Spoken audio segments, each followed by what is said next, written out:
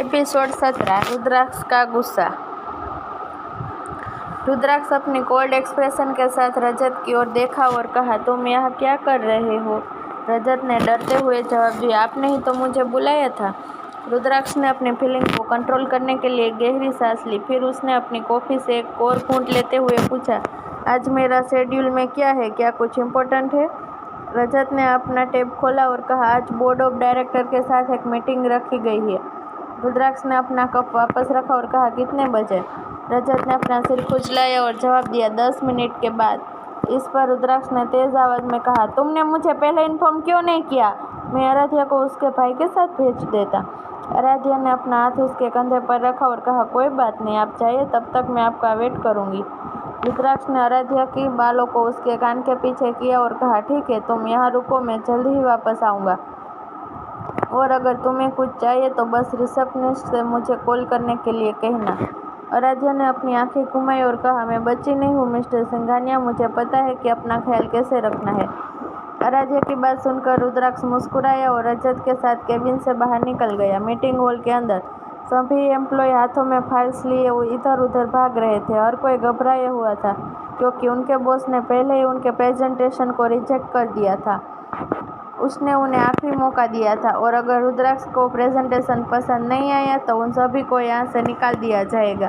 तभी रुद्राक्ष meeting hall के अंदर आया। अपने चेयर पर बैठते हुए उसने कहा, आपके पास प्रेजेंटेशन देने के लिए सिर्फ 15 मिनट है। मीटिंग हॉल में बैठे सारे एम्प्लॉय दंग रह गए। वे 2 घंटे की प्रेजेंटेशन को 15 मिनट में कैसे प्रेजेंट कर सकते थे? लेकिन रुद्राक्ष के खिलाफ कौन जा सकता था, इसलिए उन्होंने जल्दी से कुछ इंपॉर्टेंट पॉइंट को लेकर प्रेजेंटेशन शुरू की। सीईओ के केबिन के अंदर आराध्या बैठे बैठे उब रही थी, इसलिए ऑफिस के चारों तरफ घूमने लगी।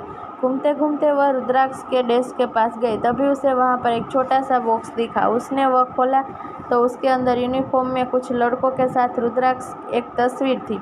ऐसा लग रहा था कि वह फोटो रुद्राक्ष के कॉलेज की फ़ोटो थी। लेकिन एक बात ने उसे और भी चौंका दिया, वह यह था कि वह कॉलेज था जिसमें आराध्या पढ़ती थी। फोटो को देखते हुए उसने सोचा, क्या इसका मतलब यह है कि रुद्राक्ष भी उसी कॉलेज में थे? लेकिन उसने उसे अपने कॉलेज में कभी नहीं देखा था।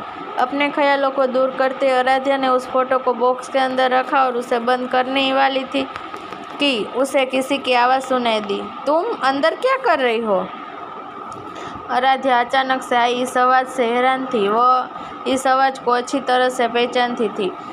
उसने झिझकते हुए अपना सिर उठा लिया। उसने अपने सामने एक इंसान को देखा जिसे वह शायद अपनी ज़िंदगी में फिर कभी नहीं देखना चाहती थी, जिसने उसका दिल तोड़ा था। वह इंसान जिससे वह कभी प्यार करती थी, मोहित। तभी उसकी नज़र उसके पास खड़ी लड़की पड़ गई जिसे वह नहीं जानती थी। आराध्या वहीं पर जम गई। उसे लगा कि जैसे उसके पैर कमज़ोर हो रहे हैं। मोहित ने अपने कमर पे हाथ रखा और फिर चिल्लाया, तुम अंदर क्या कर रही हो? उसके बगल में खड़ी लड़की ने आराध्या को घूरते हुए कहा, तुम कौन हो और प्रेसिडेंट के ऑफिस में क्या कर रही हो? क्या तुम कुछ चोरी करने की कोशिश कर रहे हो?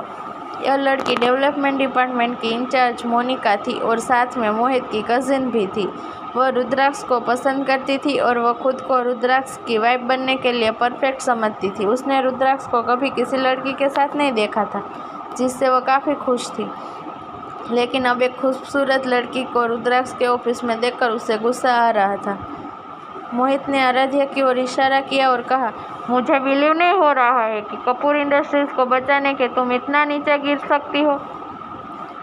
कपूर इंडस्ट्रीज सुनकर मोनिका समझ गई कि यह आराध्या है। उसे पता था कि मोहित ने आराध्या के साथ क्या किया था, लेकिन उसने कभी भी आराध्या को नहीं देखा था। मोनिका आराध्या के पास गए और उसकी इंसल्ट करते हुए बोली, तो तुम आराध्या हो? तुमने इस तरह हमारे सीईओ के केबिन के अंदर रहने की हिम्मत कैसे की? अपने गंदे हाथों से इसे छूकर अपने आसपास की चीज़ों को गंदा मत करो। आराध्या कुछ कहना चाहती थी, लेकिन उसके शब्द उसके गले में अटक गए थे। वह बस चुपचाप मोहित को देख रही थी।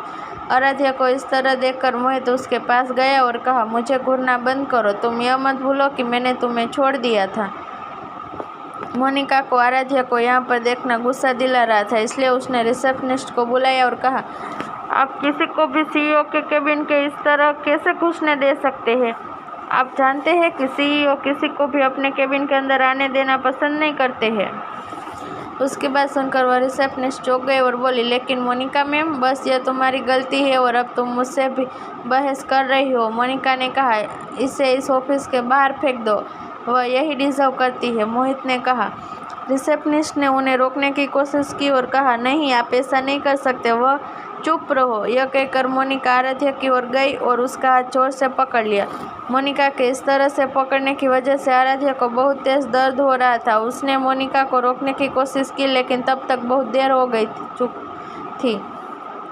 मोनिका ने अपनी पूरी ताकत से आराध्या को केबिन से बाहर धक्का दे दिया। आराध्या गिरते हुए अपनी आंखें बंद कर ली, लेकिन तभी उसने अपनी कमर पर किसी के गर्म हाथों को महसूस किया।